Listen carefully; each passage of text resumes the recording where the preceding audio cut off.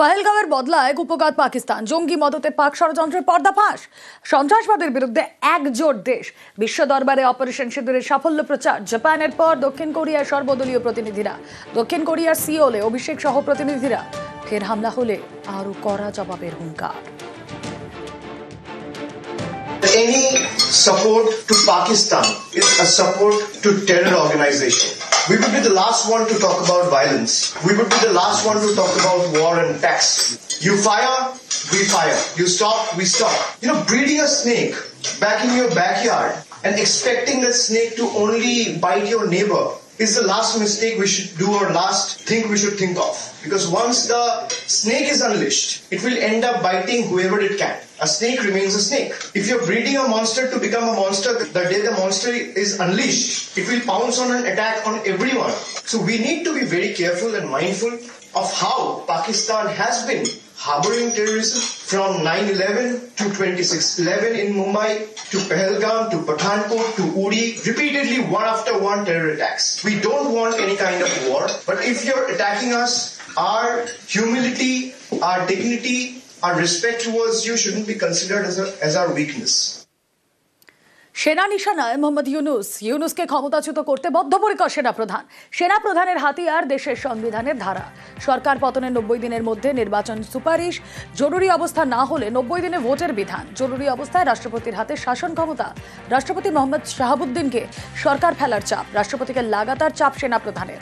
2007 সালে এভাবেই ক্ষমতায় সেনা সমর্থিত সরকার। ইউনুস সাহেব তিনি প্রধান উপদেষ্টা হওয়ার সময়তে তিনি যেভাবে বলছিলেন যে না আমরা ডিসেম্বরের মধ্যে ভোট করাবো, তারপরে আবার তিনি একটা কথা নিয়ে আসলেন যে ইলেকশনের সংস্কার দরকার, ভোটার তালিকায় সংস্কার দরকার, ভোটের প্রক্রিয়াটাকে কিন্তু পিছিয়ে দেওয়ার চেষ্টা করা হচ্ছিল। ডিসেম্বর মাসের পরেও তিনি ক্ষমতায় থাকতে চাইছেন কোন রকম নির্বাচন ছাড়া। একটা অনির্বাচিত সরকারের কেয়ারটেকার প্রধান হয়ে তিনি ক্রমাগত দেশের অভ্যন্তরীণ এবং বৈদেশিক নিরাপত্তা বিষয়ে সিদ্ধান্ত নিয়ে চলেছেন। তাহলে সেনা প্রধানের যে পদক্ষেপ আমার মনে হয় এটা বাংলাদেশের নির্বাচনকে ত্বরান্বিত করবে। যে দিকে ইউনুস সরকার যাচ্ছে, যে চূড়ান্ত একটা ভারত বিরোধিতা, এবং তার সাথে সাথে আমাদের নর্থ ইস্ট ইন্ডিয়া এই মানবিক করিডোরটাকে তৈরি করে কখনো তিনি বলছেন যে সমুদ্রের থেকে আমাদের তিনি যোগাযোগ নর্থ ইস্টের বিচ্ছিন্ন করে দেবেন। এই যে কথাগুলো বারবার করে বলা হচ্ছে, এগুলো এই প্রক্রিয়াটাকে আরো ত্বরান্বিত করেছে মাত্র। আর এদিকে নদিয়ায় ফের বাংলাদেশে অনুপ্রবেশকারী গ্রেফতার। যে খবর আমরা পাচ্ছি, ফের 10 জন বাংলাদেশি অনুপ্রবেশকারীকে গ্রেফতার করল নদিয়ার ধানতলা থানার পুলিশ। ধৃতদের আজ আদালতে তোলা হয়। ধানতলার পুলিশ গ্রেফতার করে 10 বাংলাদেশি অনুপ্রবেশকারীকে। কথা বলবো, রঞ্জিত প্রতিনিধি রয়েছেন আমাদের সঙ্গে। রঞ্জিত, কিভাবে ধরা পড়লো তারা পুলিশের তরফ থেকে? বিশেষ কোথায় কোথায় অভিযান চালানো হয়, কি তথ্য এখনো পর্যন্ত পাওয়া যাচ্ছে? তোমাকে প্রথমে জানিয়ে রাখি, লাগাতার অভিযান চলছে সীমান্তবর্তী এলাকায়, রানাঘাট পুলিশ জেলার ধানতলা, গাংনাপুর, কৃষ্ণগঞ্জ একাধিক জায়গাতে। এবং আজ দুপুরে এই 10 জনকে গ্রেফতার করে এদের সাথে আরো 5 জন শিশুও রয়েছে। মূলত তারা কিছুদিন আগে বাংলাদেশ থেকে অবৈধভাবে ভারতে প্রবেশ করেছিল এবং গুজরাটে তারা কাজের উদ্দেশ্যে গিয়েছিল এবং সেখান থেকে অবৈধভাবে আবার বাংলাদেশ ফিরে যাওয়ার চেষ্টা করছিল। এবং ধানতলা থানার বৈরগাছি এলাকা থেকে 10 জনকে গ্রেফতার করে গোপন সূত্রে খবর পেয়ে ধানতলা থানা পুলিশ। তো জানি নাকি এই অভিযান কিন্তু লাগাতার চলছে গত কয়েক মাস ধরে। ধানতলা সহ বিভিন্ন এলাকা, সীমান্তবর্তী এলাকা থেকে একাধিক বাংলাদেশি অনুপ্রবেশকারীর পাশাপাশি ভারতীয় দালাল যাদের মাধ্যমে তারা ভারতে প্রবেশ করেছিল তাদেরকেও গ্রেফতার করে। এবং পুলিশ থেকে জানতে পারা যাচ্ছে এই অভিযান লাগাতার চলবে। ইতিমধ্যেই 10 জনকে রানাঘাট আদালতে পেশ করা হয়েছে। বেশ।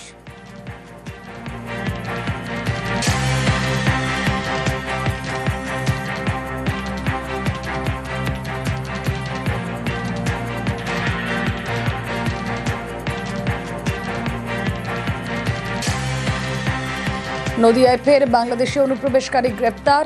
সীমান্তবর্তী বিভিন্ন জায়গায় তল্লাশি অভিযান চলছে আর সেখানে 10 বাংলাদেশি গ্রেপ্তার। 10 বাংলাদেশিকে গ্রেপ্তার নদিয়ার ধানতলা থানার। আজ তাদেরকে আদালতে পেশ করা হয়।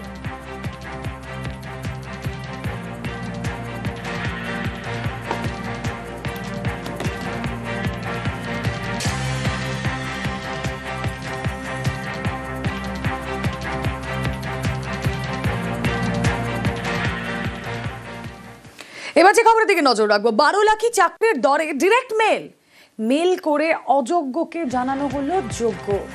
অযোগ্যকে জানানো হলো টেট উত্তীর্ণ। প্রাথমিক নিয়োগে ফের চাঞ্চল্যকর তথ্য।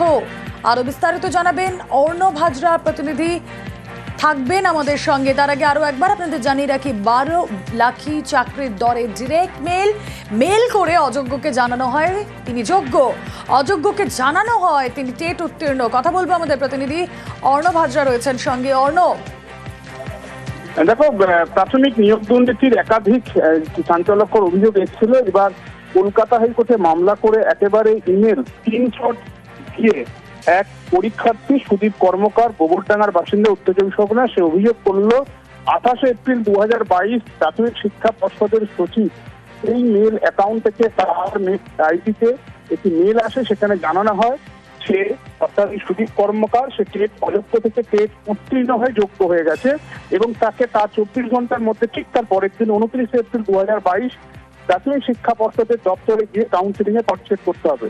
কিন্তু এরপরই আরো রোমাঞ্চকর ঘটনার সম্মুখীন হয় এই সুদীপ কর্মকার। সে দেখতে পায় সেখানে গিয়ে কোনো কাউন্সিলিং না করে বলা হয় যেহেতু 12 লাখি বা 10 লাখি এই ধরনের চাকরির ক্ষেত্রে একটা আলাদা ফর্মুলা আছে এবং একটি সাদা পাতায় তাকে সাদা খাতায় তাকে সই করিয়ে নেওয়া হয় এবং এরপর প্রথমে তিনি 10 লাখ টাকা দিয়েছিলেন 2021 সালে এস ঘোষ গাইঘাটার এক বাসিন্দার মাধ্যমে তার যে সওদা হয়, তারপরে আরো অনলাইনে 2 লক্ষ টাকা দেন। মোট 12 লক্ষ টাকা দেওয়ার পরেও তিনি যখন চাকরি পান না, তারপরে একাধিক পুলিশে অভিযোগ হয় এবং এই পুলিশের অভিযোগ হয় গোবরডাঙ্গা থানায়। পুলিশ কোন রকম তদন্তের গা করেনি। এরপরে কলকাতা হাইকোর্টে তিনি মামলা করেন।